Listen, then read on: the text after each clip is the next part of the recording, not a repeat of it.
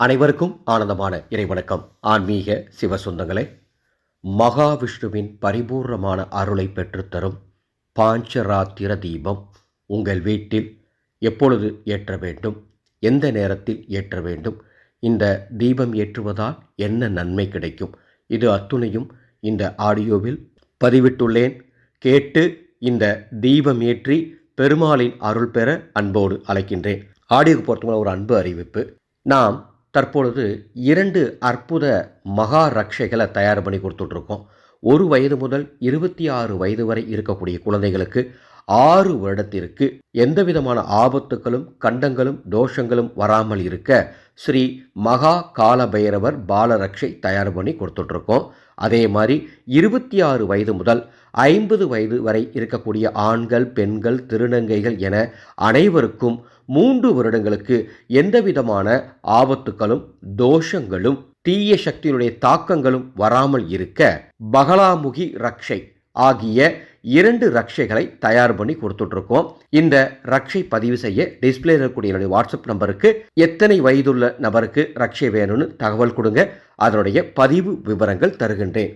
பாஞ்சராத்திர தீபம். ஒரு முறை பிரம்மதேவர் கலைமகளான சரஸ்வதி தேவிக்கு தெரியாமல் யாகம் ஒன்றை நடத்தினார். இந்த யாக வேள்வி நடைபெறுவதை அறிந்த சரஸ்வதி தேவி மிகவும் கோபம் கொண்டு அந்த யாகத்தினை தடுக்க பிரம்ம ராட்சசன் என்ற அரக்கனை ஏவினார்.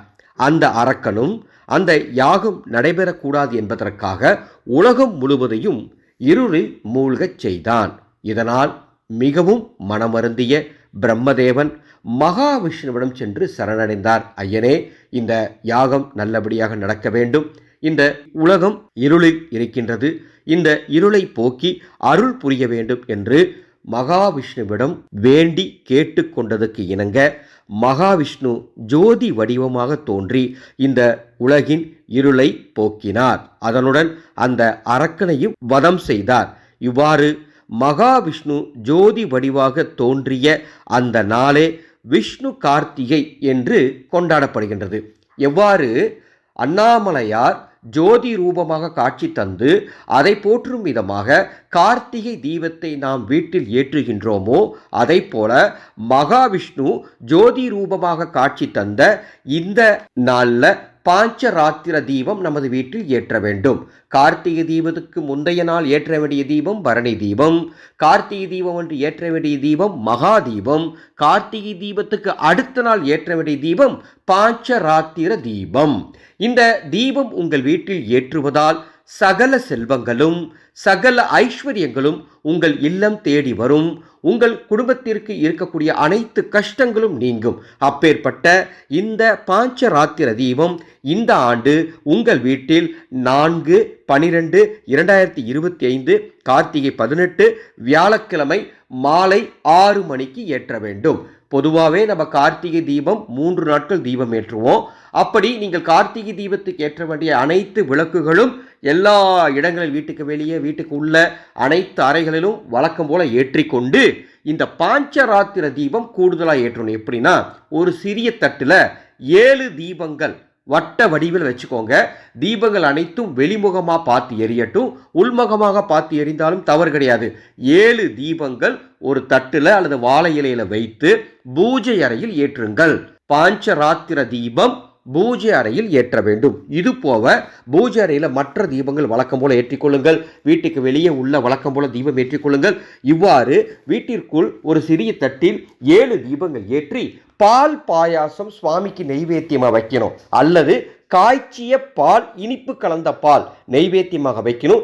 இது கூட உங்களால் என்னென்ன சிறப்பாக வைக்க முடியுமோ அனைத்து நெய்வேத்தியங்களும் வைத்து ஓ நமோ வெங்கடேஷாய நமக, ஓ நமோ வெங்கடேஷாய நமக, ஓ நமோ வெங்கடேஷாய நமக என்ற இந்த மந்திரத்தை 108 முறை 4ஆம் தேதி இந்த தீபம் ஏற்றி சொல்லுங்கள். அனைத்து வளங்களும் அனைத்து நலங்களும் உங்கள் குடும்பத்திற்கு ஏற்படும். ரொம்ப அற்புதமான தீபம், அனைவரும் ஏற்றி பயன்பெறுங்கள். இவ்வாறு உங்களுக்கு தேவையான ஒவ்வொரு தகவலையும் பார்த்து பார்த்து தந்து கொண்டிருக்கும் நமது சேனலை இதுவரைக்கும் நீங்கள் சப்ஸ்கிரைப் பண்ணலாம், சப்ஸ்கிரைப் பண்ணிக்கோங்க.